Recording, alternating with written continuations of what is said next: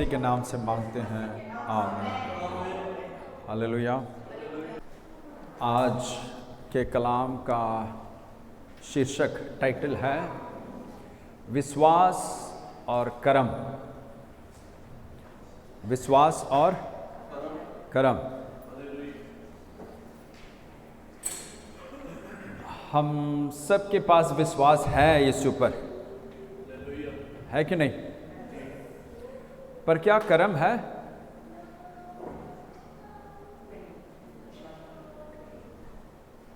उद्धार के लिए, उद्धार पाने के लिए, नजात पाने के लिए कर्म की जरूरत नहीं है। मेरे साथ हो?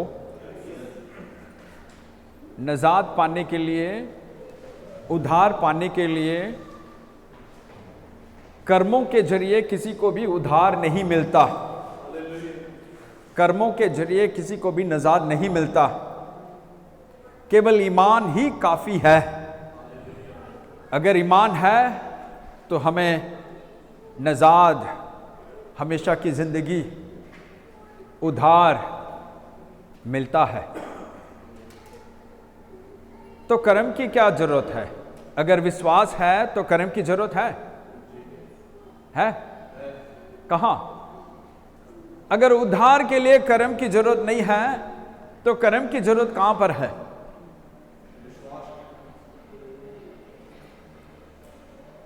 एक और बार, कलाम हमें यूं सिखाता है कि बिना कर्म का ही, बिना कोई काम के ही, केवल विश्वास के जरिए यीशु हमें उद्धार, हमें नजात देता है।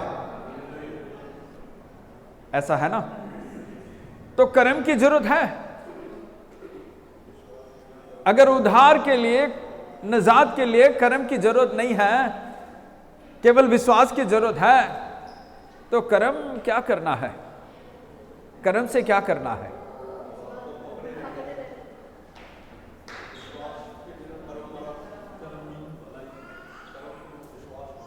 चलो इफिसियों 2 के 8, 9, 10। इफिसियों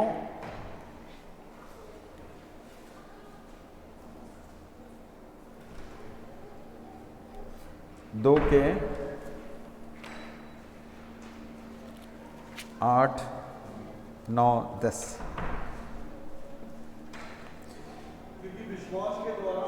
विश्वास के द्वारा अनुग्रह ही से तुम्हारा उद्धार हुआ है। विश्वास के द्वारा अनुग्रह ही से तुम्हारा उद्धार हुआ है। हाँ, फजल से, अनुग्रह से, कृपा से। हाँ, और ये तुम्हारी ओर से नहीं, और ये तुम्हारी ओर से नहीं, वरन परमेश्वर का दान है। वरन उद्धार क्या है? परमेश्वर का दान है। परमेश्वर का दान है। हालेलुया। उद्धार, नजात परमेश्वर का गिफ्ट है। परमेश्वर का दान है, गिफ्ट है।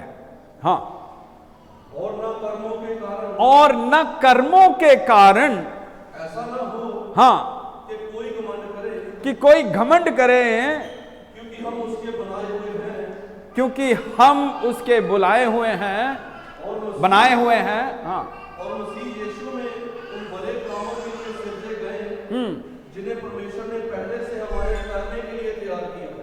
हालेलुया। उसको उर्दू में सुनेंगे। इफिसियों 2 के 8, 9, 10। क्योंकि तुमको ईमान के वसीले फजल ही से नजात मिली है, और ये तुम्हारी तरफ से नहीं, खुदा की बख्शिश है। दान है, गिफ्ट है, बख्शिश है। दान है, गिफ्ट है, बख्शिश है। एक और बार, इफिसियों 2 के 8। क्योंकि तुमको ईमान के वसीले फजल ही से नजात मिली है, और ये तुम्हारी तरफ से नहीं, खुदा की बख्शिश है, और न अमाल के सबब से है, ताकि कोई फकर न करे, क्योंकि हम उसकी कारीगरी हैं और मसीह यीशु में उन नेक अमाल के वास्ते मखलूक हुए जिनको खुदा ने पहल से हमारे कारण के लिए तैयार किया था। हालेलुया। तो अमाल और फजल और ईमान, नहीं, तीन बातों का जिक्र है। ईमान, अमाल, फजल, नहीं, विश्वास, कर्मों, अनुग्रह। एक और बार हिंदी में 8। क्योंकि विश्वास के द्वारा अनुग्रह ही से तुम्हारा उद्धार हुआ है। अच्छा, केवल उसको मैं उर्दू में पढ़ता हूं। क्योंकि तुम को ईमान के वसीले से, विश्वास के द्वारा, फजल ही से, अनुग्रह ही से नजाद मिली है, उधार मिली है। तो उधार के लिए हमारे कामों को नहीं देखता है परमेश्वर। खुदा बाप हमारे अमाल, हमारे कर्मों को नहीं देखता है। परमेश्वर ये देखता है कि अगर किसी को उधार चाहिए, नजात चाहिए, तो उसके अंदर यीशु के ऊपर कितना ईमान है। ईमान है, विश्वास है, तो तुम्हें नजात मिलेगा, तुम्हें उधार मिलेगा। एक और बार उसको 8 के पहले हिस्से को, क्योंकि तुमको ईमान के वसीले फजल ही से नजात मिली है। क्योंकि विश्वास के द्वारा अनुग्रह ही से तुम्हारा उधार। तो विश्वास हम यीशु के ऊपर रखते हैं। यीशु जो अनुग्रह है, जो फजल है, यीशु कौन है? अनुग्रह है। और अनुग्रह हमें दिया जाता है और जिसका नतीजा है उधार, जिसका रिजल्ट है नजाद। तो हम क्या देते हैं? ईमान, विश्वास। यीशु क्या देता है? फजल, अनुग्रह, कृपा। और उसका रिजल्ट क्या होता है? उधार। आपके समझ में आया है? तो हम उधार को पैसा देकर खरीद नहीं सकते, भले नेक काम कर कर खरीद नहीं सकते। क्यों? क्योंकि लोग घमंड करने लग जाएंगे। मालूम है, मैंने घर बेचकर उधार पाया है, मैंने मेरा नौकरी छोड़कर उधार पाया है, मैंने फलाना फलाना काम कर कर मैंने उधार पाया है, मैंने गरीबों का मदद कर कर उधार पाया है। नहीं नहीं, कोई भी अपने कामों से, कोई भी अपने अमाल से नजाद, उधार नहीं पा सकता। अगर ऐसा हो सकता तो वो क्या करने लगेगा? घमंड करने लगेगा। एक और बार 8 और 9, क्योंकि तुमको ईमान के वसीले फजल ही से नजात मिली है, और ये तुम्हारे तरफ से नहीं, इंसान के तरफ से नहीं है, ये इंसान के तरफ से नहीं है, खुदा की बख्शिश है। 9, और ना अमाल के सबब से है, ताकि कोई फकर ना करे। हालेलुया। देखो खुदा कितना संभाल के रखता है अपने उधार को। कोई भी हक जताने नहीं देता है। नजात पर, उधार पर परमेश्वर खुदा हक जताने नहीं देता है। हाँ, उसको हिंदी में एक और बार 8 और 9, क्योंकि विश्वास के द्वारा अनुग्रह ही से तुम्हारा उद्धार, अनुग्रह ही से, कृपा ही से तुम्हारा उद्धार हुआ है। तुम्हारा हर एक का उद्धार होता है। और ये तुम्हारी ओर से नहीं, ये इंसान की ओर से नहीं है, वरन परमेश्वर का दान है। ये परमेश्वर का दान है, बख्शिश है, गिफ्ट है। और न कर्मों के वजह से होता है। ऐसा ना हो कि कोई घमंड करे। हालेलुया। अब इसको एक तरफ रखें, इसको एक तरफ रखें। अब दूसरी तरफ हम देखेंगे याकूब 2 के याकूब 2 के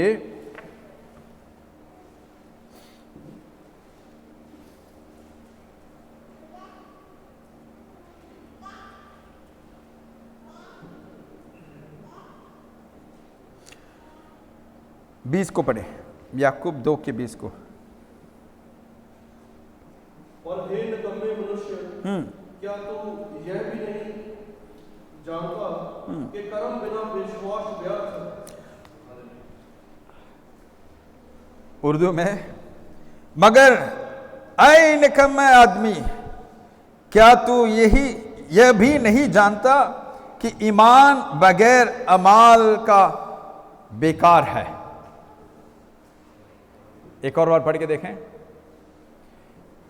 और हे निकम्मे मनुष्य, हाँ, क्या तू यह भी नहीं जानता कि कर्म बिना विश्वास व्यर्थ है। कर्म बिना विश्वास व्यर्थ है। उर्दू में, मगर ऐ निकम्मे आदमी, क्या तू ये भी नहीं जानता कि ईमान बगैर अमल के बेकार है। अब एक तरफ अच्छी तरह समझ लो, पाखरू आपकी मदद करें। ये इंसान के ज्ञान से इसको जानना बहुत मुश्किल है। तो एक तरफ कलाम हम यूं सिखाता है कि कर्म अमाल कुछ नहीं है, विश्वास ही से विश्वास ही से, ईमान ही से नजाद उधार मिलता है। और ये कोई इंसान की ओर से नहीं है, ये परमेश्वर खुदा का बख्शिश है, दान है। अब दूसरी ओर उसी बाइबल में यूं बताया जा रहा है, हे निकम्मे आदमी, अगर कर्म नहीं है तो विश्वास फालतू है, अमाल नहीं है तो ईमान बेकार है। अब पौलुस ने एफिसियों में लिखा है कि अमाल कर्म कुछ नहीं है, विश्वास सब कुछ है। अब याकूब अपने चिट्ठी में लिख रहा है, हे निकम्मे आदमी, विश्वास अमल के बिना, ईमान अमल के बिना, कर्म के बिना कुछ नहीं है। अब पौलुस और याकूब के बीच प्रॉब्लम है। दोनों ने पाखरू के जरिए लिखा है, अपने समझ के जरिए लिखा है या पाखरू के जरिए लिखा। तो पाखरू एक को एक सिखाकर दूसरे को दूसरा बताता है? नहीं, पाखरू तो ऐसा काम नहीं करता है। पाखरू कंफ्यूजन का पाखरू नहीं है।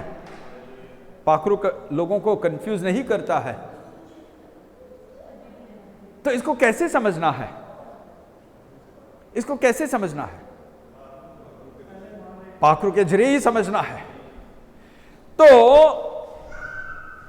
उधार के लिए, उधार पाने के लिए हमें अमाल कर्म की जरूरत नहीं है, क्योंकि उधार परमेश्वर का, खुदा का दान है, बख्शिश है। अब उधार कैसे पाए हैं? विश्वास के साथ। उधार कैसे पाए हैं? विश्वास के साथ। अब परमेश्वर कहता है, तेरे पास विश्वास है, ईमान है, तो अब तू तेरे विश्वास के मुताबिक तू जी कर दिखा। बहुत सिंपल है। तेरे जिंदगी को देखकर मैं तुझे उधार नहीं दे रहा हूं, तेरे कामों को देखकर मैं तुझे उधार नहीं दे रहा हूं, पर एक बार तू मुझ पर विश्वास रखकर मेरा उधार तू पा लिया है, तो अब तेरे जिंदगी को उस विश्वास के मुताबिक जी कर दिखा। कितने लोगों के समझ में आ रहा है? तो उधार पाने से पहले हमें कुछ भी नहीं करना है, खाली जेब आना है, खाली कर आओ, कुछ लेकर नहीं आना है। मसीह के पास आ रहे हो, कुछ नहीं लेकर आना है, खाली जेब आना है। मेरे साथ हो? पर उधार को पाने के बाद, विश्वास के जरिए उधार को पाने के बाद, पाखरू बता रहा है, अभी तुझे जी कर दिखाना है कि तू है कौन। मेरे साथ हो? अब देखो, कुछ आप इंटरनेट में देखोगे या आप सुने होंगे, कुछ मसीह लोग क्या करते हैं, इसलिए यूट्यूब में भी फेसबुक में भी हाँ जा रहा है, अच्छी बात है, लोगों को जांचना है, परखना है। मैंने पहले भी कहा है, मुझे भी जांचना है, मुझे भी परखना है, आपको होमवर्क करना है कि मैं आपको कुछ गलत तो नहीं सिखा रहा हूं।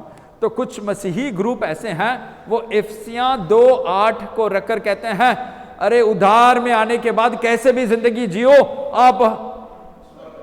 आपका वीजा लग गया है, हमेशा आप वहां पर पहुंच जाओगे, कुछ काम करने की जरूरत नहीं है, उद्धार में आ गए हो, गारंटी सील है, बस आप वहां चले जाओगे, कैसे भी जियो। नहीं नहीं नहीं। अब कुछ लोग कहते हैं, भाई आपके पकीज़गी के वजह से, आपके पवित्रता के वजह से आपको उद्धार मिलता है। तो कुछ लोग इसको पकड़कर कलाम सुनाते हैं, कुछ लोग इसको पकड़कर कलाम सुनाते हैं।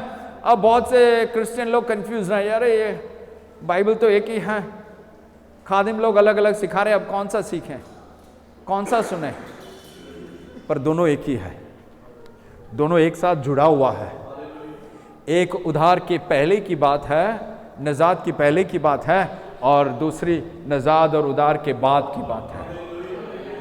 हालेलुया। तो इसको हम यीशु के आंखों से थोड़ा समझने की कोशिश करेंगे, बाद में याकूब के आंखों से हम उसको देखेंगे।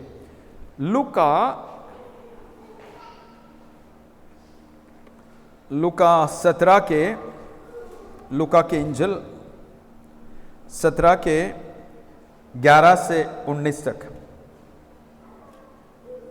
लूका के इंजिल 17 के 11 से 19 तक। इसलिए जब तुम अधर्म के धन में सच्चे ना ठहरे, तो सच्चा धन तुम्हें कौन सौंपेगा? और यदि तुम पराये धन में सच्चे ना ठहरे। लूका, एक मिनट, लूका 17 के 11 से, हाँ लूका 17 के 11 से, हाँ। ऐसा हुआ कि मैं यरूशलेम जाते हुए हाँ सामरिया और गलील के बीच में से होकर जा रहा था। वक्त कम है, गहराई में जाने के लिए टाइम नहीं है, इसलिए गौर से सुन लो। हाँ, किसी गांव में प्रवेश करते समय उसे 10 कोढ़ी मिले। 10 कोढ़ी मिले। 10 कोढ़ी मिले। किसको? यीशु को। हाँ, यीशु से। हाँ, उन्होंने दूर खड़े होकर ऊंचे शब्द से कहा, हे यीशु, हे स्वामी, हम पर दया कर। उसने उन्हें देखकर कहा, जाओ और अपने आप को जाजकों को दिखाओ। और जाते ही जाते वे शुद्ध हो गए। हाँ, यीशु ने मुंह से कहा और मिल गई शिफा। यीशु ने मुंह से कहा और मिल गई शिफा। तो लोग 10 कोढ़ों क्या क्या कर रहे हैं? जा रहे हैं महायाजक को, काइन सरदार को दिखाने के लिए, क्योंकि मूसा के शरीयत में लिखा है कि जब कोई शिफा पाते हैं तो महायाजक के पास जाना है, काइन सरदार के पास जाना है, वो तुम्हारे लिए कुछ बलि चढ़ाएंगे। हालेलुया। तो अपना काम पूरा करने के लिए जा रहे हैं। हाँ, आगे। तब उनमें से एक यह देखकर कि मैं चंगा हो गया हूँ, ऊंचे शब्द से परमेश्वर की बड़ाई करता हुआ लौटा और यीशु के पांव पर मुंह के बल गिरकर उसको धन्यवाद करने लगा। और वह सामरी था। इस पर यीशु ने कहा, क्या 10 शुद्ध ना हुए? तो फिर वह 9 कहाँ है? क्या इस परदेसी को छोड़ और कोई ना निकला जो परमेश्वर की बड़ाई करता? तब उसने उससे कहा, उठकर चला जा। उठकर चला जा, तेरे विश्वास ने तुझे चंगा किया है। अब देखो, शिफा पाने के लिए विश्वास की जरूरत है। शिफा पाने के लिए विश्वास की जरूरत है, लाजिम जरूरत है। यीशु के पास आ रहे हो, आने से नहीं होता है। यीशु पर ईमान रखना है, यीशु पर विश्वास रखना है। शिफा पाना चाहते हो, बंधन टूटना है, तो यीशु पर विश्वास रखना लाजमी है। और सारे 10 के 10 यीशु पर विश्वास रख रहे हैं और शिफा पा रहे हैं। तो विश्वास उनको क्या कर रहा है? चंगा कर रहा है। विश्वास लोगों को चंगा करता है, विश्वास लोगों के बंधन को तोड़ता है, विश्वास के जरिए दुआएं सुनी जाती है। तो यहां पर भी विश्वास अपना काम कर रहा है। तो परमेश्वर का बख्शीश, खुदा का दान है क्या है? शिफा। तो विश्वास के जरिए क्या मिल रहा है? शिफा मिल रहा है। ये खुदा का बख्शीश है, ये परमेश्वर का दान है। अब लोग जा रहे हैं, शिफा मिलकर लोग जा रहे हैं। 10 में से 1 वापस आया है। मैंने पहले कहा इफिसियों 2 के 8 और 9 इस तरफ है, या याकूब के 2 के 20 इस तरफ है। जब मैं इस तरफ खड़ा हूं तो समझ लेना ये शिफा की पहले की बात है, ये उद्धार की पहले की बात है। अगर मैं इस तरफ खड़ा हूं तो समझ लेना ये विश्वास, उद्धार या चंगाई के बाद की बात है, ताकि आप आसानी से समझ जाएं। तो अब 10 को क्या मिला है? बच्चों को जरा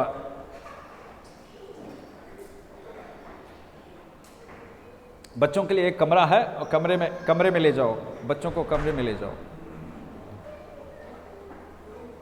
खुदा का बहुत बड़ा फजल है कि हमें काफी सारे कमरे मिले हैं।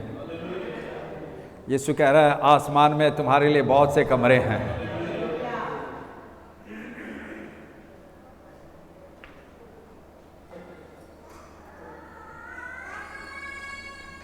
हाँ, सब सारे बच्चों को कमरे के अंदर भेज दो, वहां पर खेलने के लिए दे दो कुछ।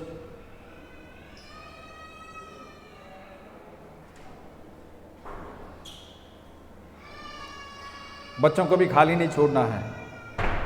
हालेलुया। हाँ, तो विश्वास ईमान से पहले वो उनको किसकी जरूरत थी? शिफा की, छुटकारा की। उन्होंने विश्वास रखा, क्या मिला? कितने लोगों को? 10 को छुटकारा मिला, शिफा मिला है।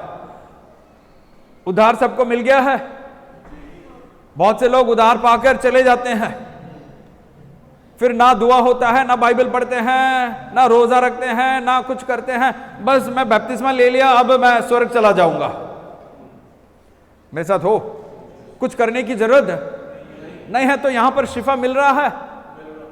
बहुत से लोग शिफा पाकर चले जाते हैं।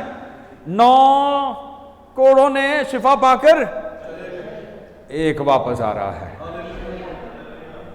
उसके अंदर विश्वास इतना था कि वो अभी काम के जरिए, अमाल के जरिए दिखा रहा है यीशु के पास वापस आकर, यीशु तेरा शुक्र है कि तूने मुझे शिफा दिया है, तूने मुझे चंगा किया है। कितने लोगों के समझ में आ रहा है? अब यीशु भी छोड़ता नहीं है। यीशु पूछ रहा है, अरे उधार नजात तो बहुत से लोगों ने, मेरे बख्शीश, मेरे दान मैंने दिए हैं, बहुत से लोगों को उधार नजात मैंने दिए हैं, पर कहाँ गए सब? पर सब लोग कहाँ गए हैं? मेरे साथ हो, मेरे साथ हो। अरे पाकर बाद में जी कर दिखाना है। कुछ पाया है यीशु से, पाया है तो जी कर दिखाना है। वही याकूब कह रहा है, विश्वास है, उधार पाए हो, शिफा पाए हो, तो जी कर दिखाओ। अब यीशु भी पूछ रहा है, शिफा पाने वाले तो 9-10 थे, खाली 1 वापस आ रहा है मेरे पास, बाकी 9 किधर गए हैं? दर्द होता है किसको? क्यों? सब मुफ्त में मिलता है ना, दर्द क्यों होता है? हाँ, उनकी आत्मा का फिक्र है यीशु को। हालेलुया। तो छुटकारा पाकर चले जाते हैं, शिफा पाकर चले जाते हैं, पर यीशु कहता है ये तो इस दुनिया के लिए है भाई। अब इस दुनिया के लिए तुम क्या कर रहे हो? हमेशा की जिंदगी के लिए क्या कर रहे हो? मेरे पास वापस आ रहे हो? मैं अभी भी तुम्हारे इंतजार में हूं। हाँ, मैंने तुम्हारे लिए, तुम्हारे ईमान के मुताबिक, तुम्हारे विश्वास के मुताबिक मैंने शिफा दिया है, छुटकारा दिया है, पर आगे क्या हुआ? पूछ रहा है ना यीशु। अगर पूछ रहा है तो उसका क्या मतलब है? कि यीशु उसका एक्सपेक्ट रखता है। हाँ, आगे एक और बार पढ़े।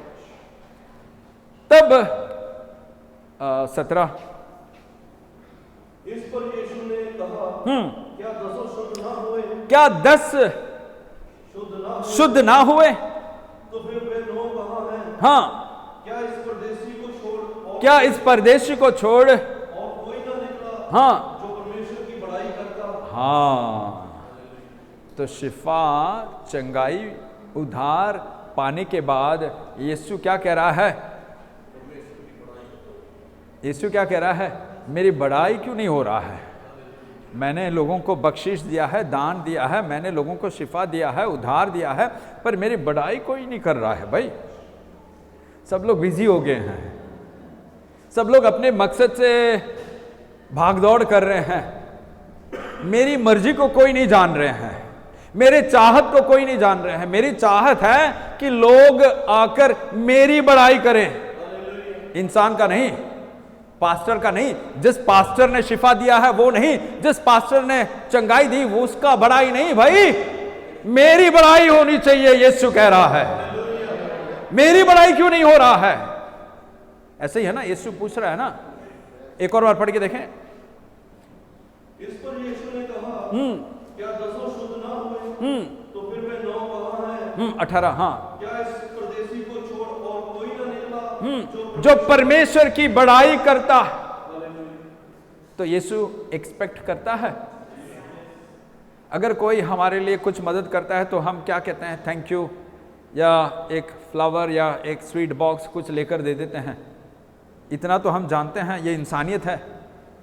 तो हाँ, रेस्पेक्ट करते हैं। किसी ने कुछ मदद किया है तो कम से कम एक स्वीट बॉक्स दे देते हैं, या फ्लावर देते हैं, बुके देते हैं, कुछ देते हैं, या खाने को बुलाते हैं। तो ये इंसानियत है। अब यीशु कह रहा है, लोग मेरे पास आकर ईमान रखकर विश्वास के जरिए शिफा पाते हैं, छुटकारा पाते हैं, पर मेरी बड़ाई नहीं कर रहे हैं। दुख होगा कि नहीं? होगा कि नहीं? हाँ, आगे यीशु ने क्या कहा? 19, तब उसने किससे? 10 से, 9 से या 1 से? केवल 1 जो वापस आया है। हाँ, 1 से कहा, तब उसने उससे कहा, उठकर चला जा, उठकर चला जा, तेरे विश्वास ने तुझे चंगा किया। तेरे विश्वास ने तुझे चंगा किया है। तो पहला चंगाई क्या था? ये चंगाई कौन सा है? पहला चंगाई कौन सा है? इस धरती के लिए है। क्या है? टेम्पररी, इस धरती के लिए है। दूसरा कौन सा है? हमेशा के लिए है। हमेशा के लिए है। अच्छा हुआ कि रिकॉर्डिंग हो रहा है। कुछ शिफा जब खादिम दुआ कर कर यीशु के जरिए, यीशु के नाम से लोगों को दिया जाता है तो वो टेम्पररी होता है, पर हमेशा का परमानेंट शिफा चाहिए, उसके लिए यीशु के साथ बना रहना जरूरी है। बहुत से लोग शिफा पाकर, उधार पाकर चले जाते हैं, बख्शिश दान पाकर चले जाते हैं, बाद में जब तूफान आता है तो खड़े नहीं हैं, उनका एड्रेस भी नहीं होता है, पर जो वापस आते हैं वो हमेशा बना रहता है। तो विश्वास के जरिए शिफा, चंगाई, उधार, नजाद मिलता है, पर मिलने के बाद हमें यीशु का आदर, सम्मान, बढ़ाई करना है। तो विश्वास के बाद भी अमाल काम की जरूरत है, पर विश्वास के पहले नहीं है, शिफा से पहले नहीं है, चंगाई से पहले नहीं है, उधार से पहले कोई काम अमाल की जरूरत नहीं है, पर विश्वास पाने, शिफा, उधार पाने के बाद अमाल, कर्म की जरूरत है। एक और देख लो, लूका 7 के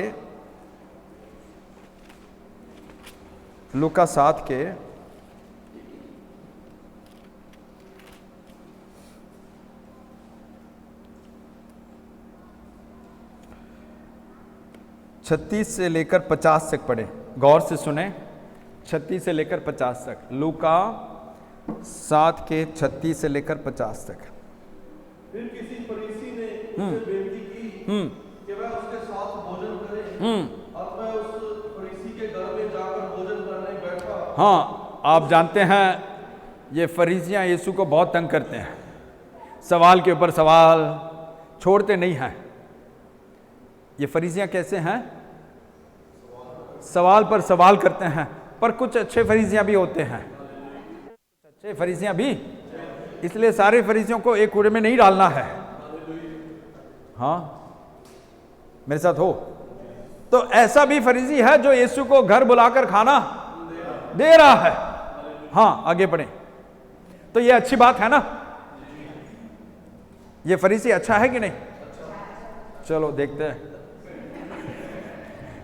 आगे बढ़े। हाँ, उस नगर की एक पापी स्त्री हाँ, जानकर कि वह फरीसी के घर में भोजन करने बैठा है, संगमरमर के पात्र में इत्र लाई और उसके पांव के पास पीछे खड़ी होकर रोती हुई उसके पांव को आंसुओं से भिगोने और अपने सिर के बालों से पोंछने लगी और उसके पांव बार बार चूमकर उन पर इत्र मला। यह देखकर वह फरीसी जिसने उसे बुलाया था अपने मन में सोचने लगा, यदि यह भविष्यवक्ता होता तो जान जाना कि यह जो उसे छू रही है वह कौन है और कैसी स्त्री है, ये लो। क्योंकि वह तो पापी है। अब देखो बंदा कैसा निकला। फरीसी आखिर में अपना कलर दिखाई देता है। उधर ऊपर से, हाँ हाँ हाँ, ऊपर से बड़ा सोना लगता है, अंदर का गंदगी बाहर आ गया। कब? जब और कोई आकर कुछ उससे भी ज्यादा कर रहा है, चिढ़ गया। मेरे साथ हो? हाँ, आगे बढ़े। अब देखो यहां पर भी देखो, वो अपने मन के अंदर सोच रहा था, उसने मुंह खोलकर कुछ कहा नहीं। जरा पढ़ के देखें। यह देखकर वह फरीसी जिसने उसे बुलाया था अपने मन में सोचने लगा। कहां सोचने लगा? मन की बात कौन जानता है भाई, पास्टर या यीशु? आप पास कहो सबको, मन की बात पास्टर नहीं यीशु जानता है। मन की बात पास्टर नहीं यीशु जानता है। हाँ, अगर यीशु पास्टर को बताता है तो जानता है, नहीं तो नहीं जानता है। तो मन की बात जानने वाला कौन है? मुंह खोलने से पहले यीशु बात कर सकता है? कर रहा है भाई। मुंह तो बंद है, मन के अंदर कुछ चल रहा है, मन के अंदर कुछ काम कर रहा है, मन कुछ काम कर रहा है, मन कुछ सोच रहा है और यीशु के मुंह से निकला है कुछ। हाँ, यीशु ने उसके उत्तर में कहा, हाँ, हे शमौन, मुझे तुझसे कुछ कहना है। वह बोला, हे गुरु, क्या है? किसी महाजन के 2 दिनार थे, एक 500 और दूसरा 50 दिनार का देनदार था। जब उनके पास पटाने को कुछ न रहा तो उसने दोनों को क्षमा कर दिया। इसलिए उनमें से कौन उसके अधिक प्रेम किया रखेगा? शमौन ने उत्तर दिया, मेरी समझ में वह जिसका उसने अधिक छोड़ दिया। उसने उससे कहा, तूने ठीक विचार किया है। और उस स्त्री की ओर फिरकर उसने शमौन से कहा, क्या तू इस स्त्री को देखता है? मैं तेरे घर में आया, परंतु तूने मेरे पांव धोने के लिए पानी न दिया, और इसने मेरे पांव आंसुओं से भिगोए और अपने बालों से पोंछा। तो उसने तूने मुझे चुम्मा न दिया, पर जब मैं आया तब से इसने मेरे पांव को चूमना न छोड़ा। तूने मेरे सर पर तेल नहीं मला, पर इसने मेरे पांव को इत्र मला है। इसलिए मैं तुमसे कहता हूँ, इसके पाप जो बहुत थे क्षमा हुए, क्योंकि इसने बहुत प्रेम किया। और जिसका थोड़ा क्षमा हुआ है वह थोड़ा प्रेम करता है। और उसने स्त्री से कहा, तेरे पाप क्षमा हुए। तब जो लोग उसके साथ भोजन करने बैठे थे वे अपने अपने मन में सोचने लगे, यह कौन है जो पापों को भी क्षमा करता है? और उसने ये 50 थोड़े गौर से सुन लें। हाँ, पर उसने स्त्री से कहा, तेरे विश्वास ने तुझे बचा लिया है, कुशल से चली जा। हालेलुया। वहाँ पर एक जो वापस आया था और 9 जो शिफा पाकर चले गए थे, फर्क था? क्या फर्क था? जो वापस आया उसको पूरी तरह शिफा मिला है, हमेशा का शिफा मिला है। यहाँ पर एक फरीजी और एक गुनाहगार औरत, किसको पूरा शिफा मिला है? जिसने यीशु को घर बुलाकर खाना दिया है, या जिसने अपने पापों का एहसास कर कर यीशु के पैरों को इत्र से पापनी स्त्री को? तो पूरा विश्वास किसको मिला है? पूरा ईमान किसको मिला है? पूरा छुटकारा किसको मिला है? क्यों? उसने विश्वास को अपने कामों से,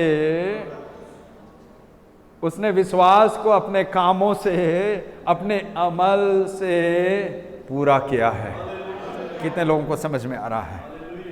तो हाँ, वो विश्वास के साथ यीशु के पास आ रही है, क्योंकि वो जानती है कि मैं अगर यीशु के पास आकर मेरे गुनाहों को इकरार करूंगी तो मुझे छुटकारा। तो इकरार करना ही काफी था, गुनाहों को इकरार करना ही काफी था, पर ये कुछ ज्यादा ही कर रही है। इतने साल की कमाई है और उसके काम के लिए ये इत्र बहुत जरूरी है। ऐसे गंदे काम करती थी, उसको इत्र की जरूरत है। और जिस इत्र से वो अपने काम करती थी, जिस बदन से वो अपने काम करती थी, अपने बदन को और इत्र को तोड़कर यीशु के सामने, यीशु के पैरों में डाला है। उसने अपने ईमान को पूरी तरह दिखाया है। मेरे साथ हो, ईमान से पहले कर्म अमाल नहीं, ईमान के बाद कर्म अमाल बहुत जरूरी है। मेरे साथ हो। इसलिए यीशु ने भी अपने शागिर्दों को चुना। तो यीशु ने कहा, भाई तुम बपतिस्मा ले लिए हैं, तुम खिदमत के लिए अपने आप को सौंपे, ये कोई बड़ी बात नहीं है। बड़ी बात यह है कि तुम्हें अंत तक बना रहना है। तुम्हारे कामों को ईमान के मुताबिक दिखाना है, तुम्हारे अमाल को ईमान के मुताबिक दिखाना है। मेरे साथ हो। यही याकूब कह रहा है। याकूब क्या कह रहा है? हे निकम्मे आदमी, अगर तेरे पास ईमान है और अमाल नहीं है, तेरे पास विश्वास है और तेरे पास कर्म नहीं है, तो तू व्यर्थ है। मेरे साथ हो। तो शिफा पाने के लिए, छुटकारा पाने के लिए, नजात पाने के लिए हमें कुछ नहीं करना है, कुछ भी नहीं करना है। बस हमें मुंह से इकरार करना है कि यीशु मेरा उद्धार करता है, यीशु मेरा नजात दहिंदा है। कुछ नहीं करना है, ईमान से इकरार करना है और हमें नजात मिलता है, हमें छुटकारा मिलता है, हमें शिफा मिलता है। पर यीशु कहता है, भाई ये शुरुआत है, ये शुरुआत है। तुम्हारे अंदर ईमान है, तुम्हारे अंदर विश्वास है, तो अपने जिंदगी को जी कर दिखाओ कि तुम्हारे अंदर ईमान है मेरे लिए, तुम्हारे अंदर विश्वास है मेरे लिए। अपने कामों के जरिए दिखाओ। मेरे साथ हो। ऐसे बहुत सारे जगह हैं जहां पर हम देखते हैं कि लोग यीशु के पास आकर शिफा पाते हैं, छुटकारा पाते हैं, पर चले जाते हैं, इसलिए उनको पूरी तरह शिफा नहीं मिलता है। उस वक्त के लिए शिफा मिलता है, उस वक्त के लिए छुटकारा मिलता है, पर लास्ट तक जो अपने अमाल को दिखा रहा, अपने कामों को विश्वास के जरिए दिखा रहा है, उसको पूरी तरह मिलता है। तो कुछ लोगों को तो थोड़ा मिलता है, कुछ लोगों को पूरा मिलता है। अगर इस तरफ आओगे तो पूरा मिलेगा, इस तरफ खड़े रहोगे तो थोड़ा ही मिलेगा। मेरे साथ हो। इसलिए जरूरी है कि बपतिस्मा लेने के बाद, मसीह में आने के बाद, अपने ईमान के मुताबिक अमाल, कर्मों के जरिए उसको पूरा करना है। अब हम याकूब 2 के 20 से पढ़ेंगे। याकूब 2 के 20।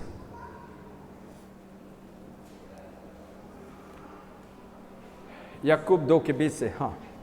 पर हे निकम्मे मनुष्य, क्या तू यह भी कि कर्म बिना विश्वास व्यर्थ है। जब हमारे पिता अब्राहम ने अच्छा, अब यहां पर तीसरा, तो पहले हमने देखा 10 कोड़ियों का, बाद में हमने देखा एक फरीसी और एक पापनी स्त्री का।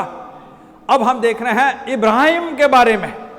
हाँ, जब हमारे बाप अब्राहम ने अपने पुत्र इसहाक को वेदी पर चढ़ाया, तो क्या वह कर्मों से धार्मिक न ठहरा था? अब तूने देख लिया कि विश्वास ने उसके कर्मों के साथ मिलकर प्रभाव डाला है, और कर्मों से विश्वास सिद्ध हुआ, और पवित्र शास्त्र का यह वचन पूरा हुआ, इब्राहिम ने परमेश्वर का विश्वास किया और यह उसके लिए धर्म गिना गया, और वह परमेश्वर का मित्र कहलाया। हाँ 24, हाँ, इस प्रकार तुमने देख लिया कि मनुष्य केवल विश्वास से ही नहीं परंतु कर्मों से भी धर्मी ठहरता है। वैसे ही राहाब वेश्या भी है। अब चौथा एग्जाम्पल इब्राहिम, अब राहाब के बारे में भी जिक्र किया गया है। ऐसे ही हाँ, राहाब वेश्या भी जब उसने दूतों को अपने घर में उतारा और दूसरे मार्ग से विदा कर दिया, तो क्या कर्म से धार्मिक ना ठहरी? अब जैसे देह आत्मा बिना मरी हुई है, वैसे ही विश्वास भी कर्म के बिना मरा हुआ। ये लो, कितने लोगों के समझ में आ रहा है? उसको उर्दू में भी सुनेंगे, इफिसियों 2 के 20 से 26 तक।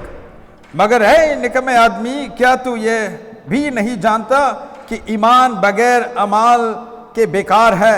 जब हमारे बाप इब्राहिम ने अपने बेटे ईसाक को कुर्बानगाह पर कुर्बान किया, तो क्या वो अमाल से राजबाज ना ठहरा?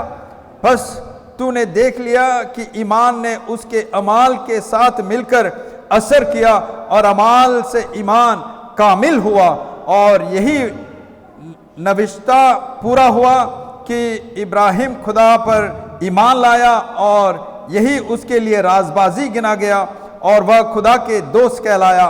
बस तुमने देख लिया कि इंसान सिर्फ ईमान ही से नहीं बल्कि अमाल से राजबाज ठहरता है। इसी तरह राहाब वेश्या भी, जब उसने कसीदों को अपने घर में उतारा और दूसरी राह से रुखसात किया, तो क्या अमाल से राजबाज ना ठहरी? गरज जिस बदन बगैर रूह के इनरुदा है, वैसे ही ईमान भी बगैर अमल का मुर्दा है। मेरे साथ हो? तो यहां पर अमाल की जरूरत है। शिफा पाने के लिए, उद्धार पाने के लिए अमाल कर्मों की जरूरत है? नहीं। अब्राहम ने ईमान से अपने बेटे को वेदी पर चढ़ाया, तो उस अब्राहम ने पहले ईमान से अपने मुल्क को छोड़कर कनान आया है। तो ईमान से उसने अपने मुल्क को छोड़कर कहां आया है? कनान में। अब वही ईमान से परमेश्वर के खुदा बाप के आज्ञा को मानकर अपने बेटे को कुर्बानगाह पर दे रहा है। और कलाम हमें सिखा रहा है कि ईमान को कर्मों से, अमाल से पूरा करना है। मेरे साथ हो? तो कर्म, अमाल शिफा पाने के लिए नहीं है, उधार नजात पाने के लिए नहीं है, छुटकारा पाने के लिए नहीं है, पर एक बार जब नजात, उधार, शिफा, छुटकारा पाते हैं तो हमें अमाल से, कर्म से उसे पूरा करना है। मेरे साथ हो? क्या आप मसीह में आने के बाद, बपतिस्मा लेने के बाद आपके विश्वास को आपके कामों से पूरा कर रहे हो? आप मसीह में आने के बाद, मसीह में आने के लिए आपने कुछ नहीं करना था, पर आने के बाद कुछ करना है। आपके ईमान को, विश्वास को पूरा करना है। वो पापनी स्त्री ने पूरा किया था, एक कोढ़ी ने पूरा किया है। अब्राहम ने पूरा किया है, राहाब ने पूरा किया है, मुझे और आपको भी पूरा करना है। सब लोग खड़े होकर अपने आप को सौंपें। अगर आज तक ये आपके समझ के बाहर था और अगर आज पहली बार पाखरू आपके दिल में इसको गहराई से इसकी समझ दे रहा है, तो अगर आज यहाँ पर इस वक्त आप अपने आप को सौंपोगे तो आने वाले दिनों में परमेश्वर आपको, खुदा बाप आपको बड़े बड़े कामों के लिए इस्तेमाल करेगा। बस एक ही परमेश्वर चाहता है, एक ही बात को यीशु चाहता है कि शिफा पाने के बाद, यीशु से कुछ पाने के बाद, उधार नजात पाने के बाद, क्या हम यीशु की बड़ाई करते हैं?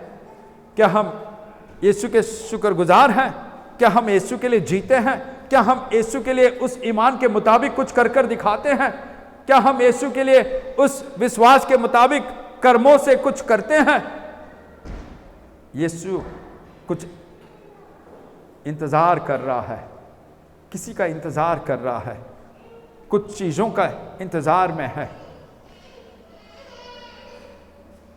आप यीशु के लिए क्या कर रहे हैं?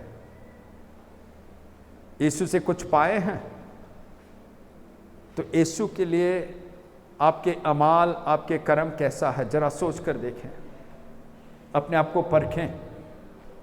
जो अपने आप को परखते हैं वो दंड नहीं पाते, वो सजा नहीं पाते। अगर हम अपने आप को परखते हैं तो दंड नहीं पाते, तो सजा नहीं पाते। हम किस किस्म के मसीही जिंदगी बिता रहे हैं? हाँ, हमने उद्धार पाया है विश्वास के जरिए, ईमान के जरिए, पर पाने के बाद कैसे जिंदगी बिता रहे हैं? हमारे कर्म कैसे हैं? हमारे अमाल कैसा है? जरा सोच कर देखें। बस वही रूटीन काम चल रहा है, वही रूटीन दुआ चल रहा है, वही रूटीन कलीसिया जा रहे हैं। किस किस्म के मसीही जिंदगी हम बिता रहे हैं? क्यों हमारी उन्नति नहीं होता है? क्यों हमारी बढ़ोतरी नहीं हो रहा है? जरा परख कर देखें, जरा सोच कर देखें।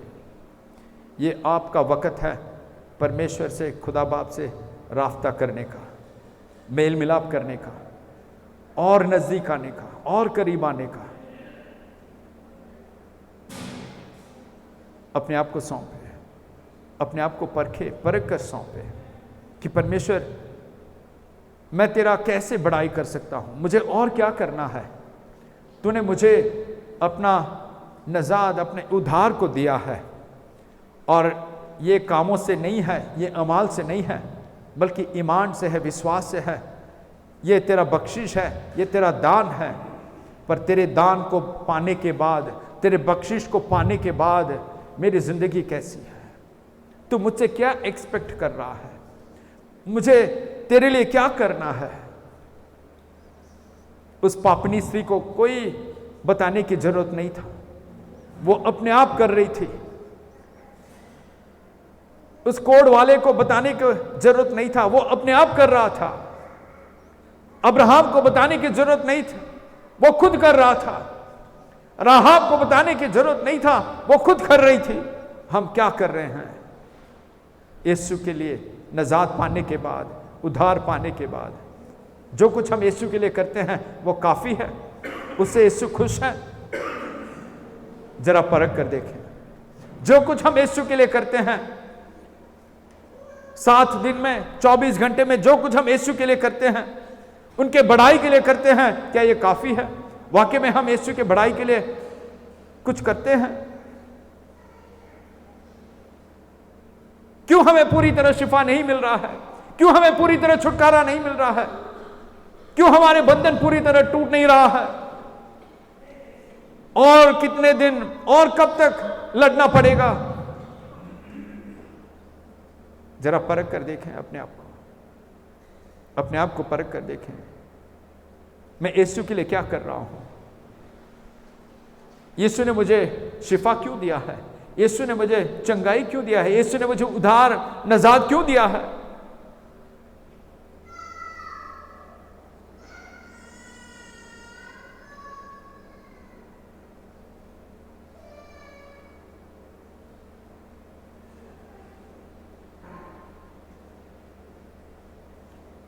हमारे प्यारे पिता परमेश्वर,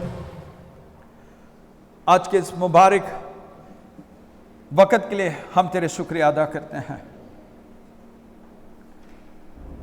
तेरा कलाम जो जीवित कलाम है, जो हमें पूरी तरह छुटकारा देता है, जो हमें पूरी तरह शिफा देता है, इसके लिए हम तेरे शुक्रिया अदा करते हैं। उस एक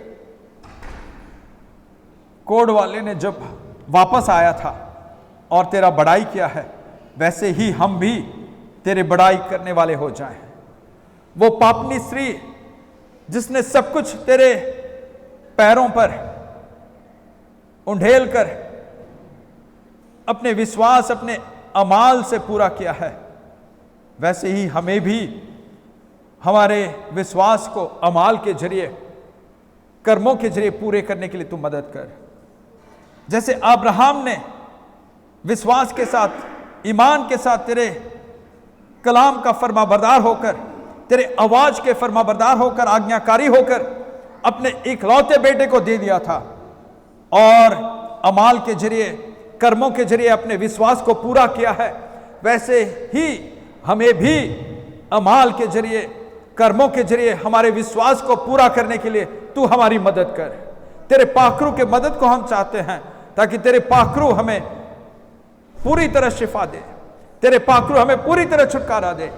जो रूहानी खुशी मेरे जिंदगी में नहीं है, हमारे जिंदगी में नहीं है, उसे मैं पूरी तरह हासिल करने के लिए मेरी मदद कर। जो रूहानी तसल्ली हमारी जिंदगियों में नहीं है, उसे पूरी तरह हासिल करने की तू हमारी मदद कर। तेरे उस कलाम को, कुव्वत से, सामर्थ से भरे उस कलाम को हमारे जिंदगी में भेज, ताकि हम पूरी तरह शिफा पाएं, पूरी तरह तसल्ली पाएं, पूरी तरह तेरी खुशी को पाएं।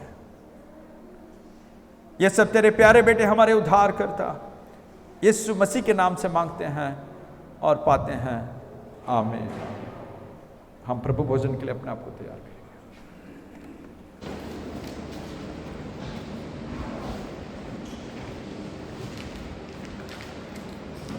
हालेलुया।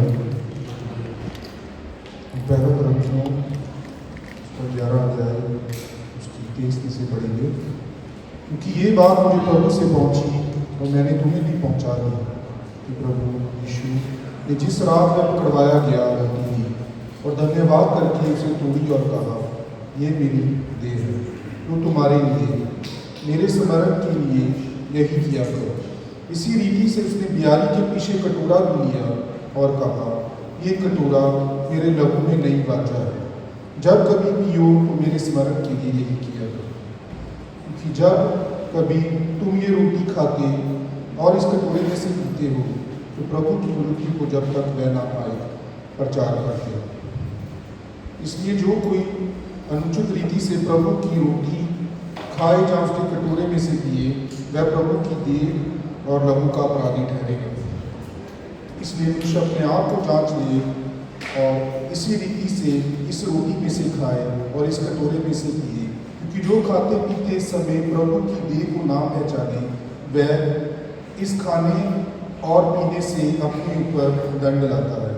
इसी कारण तुम में बहुत से निर्बल और रोगी हैं और बहुत से सोती है। यदि हम अपने आप को जांच दें तो दंड ना पाते। आमीन। यदि हम अपने आप को जांचते तो दंड ना पाते। यदि हम अपने आप को परखते तो सजा ना पाते। यदि हम अपने आप को जांचते तो दंड ना पाते। उस रात यीशु ने रोटी शुक्रिया अदा कर उसे तोड़ा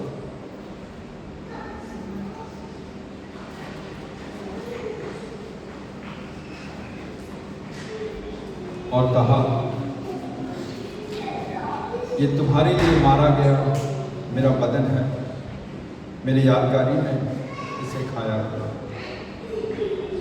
उसी तरह यीशु ने प्याला लिया और कहा, ये तुम्हारे गुनाहों के खातिर बहाया गया नए वाचे का मेरा लहू है। जब तक मैं वापस नहीं लौटता, मेरी यादगारी में इसे किया।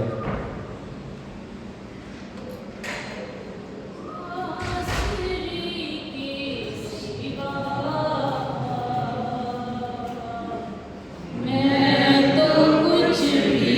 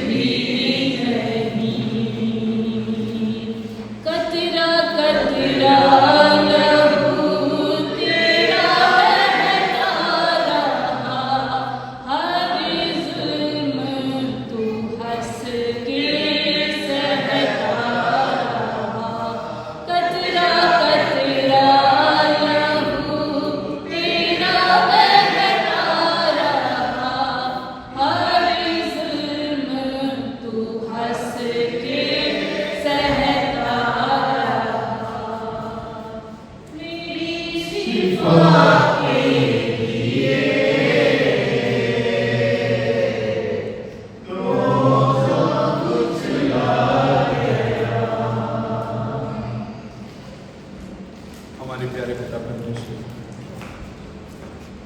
इस ओबरविलिये शहर में, इस लाखों शहर में तेरे कलीसिया के जरिए तूने हमें यहाँ पर इकट्ठा कर तेरे बदन और तेरे लहू में शामिल होने के तू हमें ये मौका बख्शा, इसके हम तेरे शुक्रिया अदा करते हैं। यीशु 2000 साल पहले पिता बाप के समान होते हुए अपने आप को खाली करके इस धरती में तू उतर आया था, इसलिए मैं तेरा शुक्रिया अदा करता हूँ। पीढ़ी पीढ़ी से हमारे ऊपर जो श्राप, जो लानत हमारे ऊपर आए थे और इस दुनिया में होकर हमने जो पाप और गुनाह हमने किए थे उसे तू क्षमा कर कर माफी देकर हमें हमेशा की जिंदगी में तूने दाखिल किया है, इसके लिए हम तेरा शुक्रिया अदा करते हैं। हमेशा की जिंदगी देने के लिए तूने अपने आप को, अपने जान को तूने दे दिया है, इसके लिए हम तेरा शुक्रिया अदा करते हैं। हमारे लिए तूने कूड़े खाए थे, अपमान सहा था, कांटों का ताज पहन लिया था और सूली उठाकर, सूली पर लटक कर, लहू बहाकर अपना जान दे दिया था और तीसरे दिन तू जी उठा है और आज भी पिता बाप के दाहिने ओर बैठकर तू हमारे लिए दुआ करके आ रहा है, इसलिए हम तेरे शुक्रिया अदा करते हैं। तो हमारे लिए एक जगह तैयार कर रहा है और हमें ले चलने तू जल्द वापस आने वाला है और ये हमारी विनती है, जब तू लौटेगा ये कलीसिया तेरे साथ इस्तेमाल हो, हमारे सारे गुनाहों को तो माफ कर हमें बादलों पर मिलने के लिए लायक ठहरा। और एक और बार तेरे इस बदन के लिए जो रोटी है और तेरे लहू के लिए जो प्याला है, इसके लिए हम तेरे शुक्रिया अदा करते हैं। इसे खाने और पीने के लिए हमें काबिल, हमें योग्य ठहरा। ये सब तेरे प्यारे बेटे हमारे उद्धार करता यीशु मसीह के नाम से मांगते हैं।